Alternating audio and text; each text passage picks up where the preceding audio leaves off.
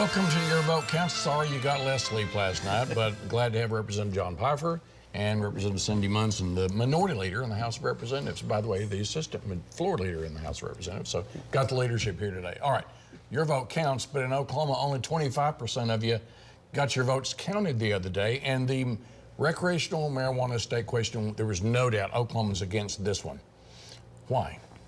Yeah, I think one of the biggest issues that voters faced this last week was the fact that Election Day was on March 7th, which is not a typical election day. And so, especially here in Oklahoma County, we just had a municipal race in February. So I think there was a little bit of voter fatigue and just confusion. Those are huge challenges when it comes to issues on the ballot when it's a single issue vote. However, I do think it was by design. We know that Governor Stitt was against State Question 820, and so in some ways he won in this instance and kept people from coming to the polls to vote on State Question 820. I do share your opinion that this decision was made last fall. It was over before it started. But there were other things inside of that state question Oklahomans didn't like. There were. I mean, this state question had a lot of components. I think what you're seeing is a lot of frustration with how medical marijuana program that passed back in 2018 has been implemented. We've seen a huge number of grow facilities pop up over rural Oklahoma. We have a large black market, and I think what we're seeing is a lot of backlash from that. I don't think people were interested in expanding this. They definitely weren't until we get the problems we currently have in Oklahoma under control. And you look at people like Cleveland County who passed medical marijuana where this recreational marijuana failed 65-35. And I think Oklahoma's sent a clear message that we need to clean up what we already have. Yeah, the OBNDD, Terry White, Sheriff's Farm Bureau, Chamber of Commerce, there were a lot of people who came out against this one hard. Okay, since you brought it up, medical marijuana issue is still a problem in Oklahoma. That's probably sunk this one, so what do we do about that? We continue to increase regulations on an industry that needs it. We have a huge black market problem here. We have people being human trafficked in to work in these facilities. We need to give the resources where they need to go to increase resources in OMMA, which is now out from under the health department and under their own authority, which should be helpful. Increase resources to OBNDD, local sheriff's offices. Anything and everything we can. I mean, we hit a high water mark of somewhere near 9,000 grow facilities in the state of Oklahoma. We're starting to see that trend decrease. We're going down to 6,300. So we're headed in the right direction. We just need to continue to pursue it. You saw some of those numbers, BNDD, just before the election. Half of the grows could be under investigation. You know there's lots of problems with this. Do we get it done this session? Yeah, this is an issue I think, you know, I know both Republicans and Democrats have worked together on. We hear the issues from our constituents. You know, at the end of the day, Oklahomans do want access to cannabis, and Oklahomans want to legitimize the industry. And so what we have to do in the legislature is to continue to work on policies to do just that, to ensure that people have access to safe product, and those who are working in the industry, that we're making sure that they're trained and ready to go, and so Oklahomans can continue to feel safe using the product and ensuring that this industry is actually giving back to our communities and to the state, just like the state question intended. Okay. In our next segment, a rising star in the Senate gets it done, and also a little tension between the House and the Senate. We'll tell you all about it when we come back.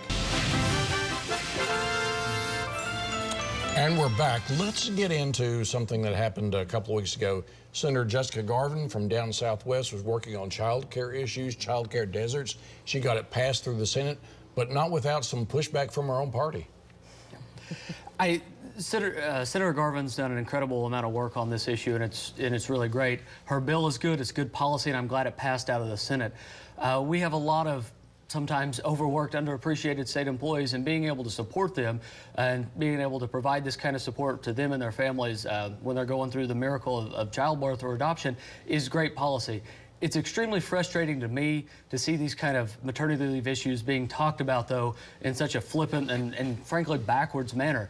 We know we have workforce issues here in the state of Oklahoma. We know we have access to child care issues here in the state of Oklahoma, and we need to be able to talk about these things without reverting back to simple rhetoric. Okay, and every economist I know says one of the issues we have to get this economy going is be able to get women who want to be in the workplace back to the workplace. Families need child care. Your thoughts about where Senator Garvin's bill is heading? Yeah, first, I just want to say thank you to Senator Garvin for her hard work on this issue. We know that one of the best ways to get folks back into the workforce, especially after the pandemic and all that we've been living through the last few years, is to ensure that families have access to quality, affordable child care. And this is one way, at least for us as state legislators, to provide a policy or a plan for state government workers to be able to get back into the workforce, to come serve the state of Oklahoma and say that we value you and we value your family. And so we're going to ensure that you have benefits to make sure that you can take care of your family after childbirth, which is such a critical time in a family's life, but especially for that baby. Exactly. Okay, as minority leader in the House, you get to watch them fuss sometimes, right? So this is uncharacteristic. We're seeing quite a bit of friction really break out between the House and the Senate. Right now it's about the education package passed over to the Senate. Your thoughts on the friction that's happening between House and Senate? Sure. It does feel good when the Democrats are not in the fight with the majority. But this is also something that isn't too unusual for the House and the Senate leaders to disagree on some major policy issues, especially around education. Speaker McCall came out pretty early out the gate with a plan that he had, and then we know in the Senate, at least with Senator Pugh, he had some plans to address public education. We're still pretty early on in the session. We still have a couple more months to go, and so I think these discussions will continue, but this isn't too much of a surprise to see the two leaders really have at it on an issue important like public education. Of course, we hope that Democrats will be able to be a part of that conversation, but I think there's still time to figure out what plan we'll actually vote on. I've been watching this quietly. It's been simmering for some time. Your thoughts about, you're a leader in the House, about where this is going? I think what you're seeing is some understandable frustration coming out of the House. I mean, we have an education plan that passed overwhelmingly out of the House of Representatives. And regardless of where you fall in terms of education policy, this plan really does. It's one of the few times in policy where everybody gets to win. Parents who want more options for their school choice get a win. Teacher pay raise is in this plan. $500 million new dollars is in this plan. That brings our total appropriated dollars into public education up to $3.68 billion. I think the Senate's maybe staring a little too long at this gift horse. I think we should pass it and move on. All right, and we'll make sure the Senate gets their say in this. So we got a long way to go before this session's over with. Hey, thanks for watching Your Vote Counts. See us again at news9.com/YourVoteCounts. Follow me on Twitter.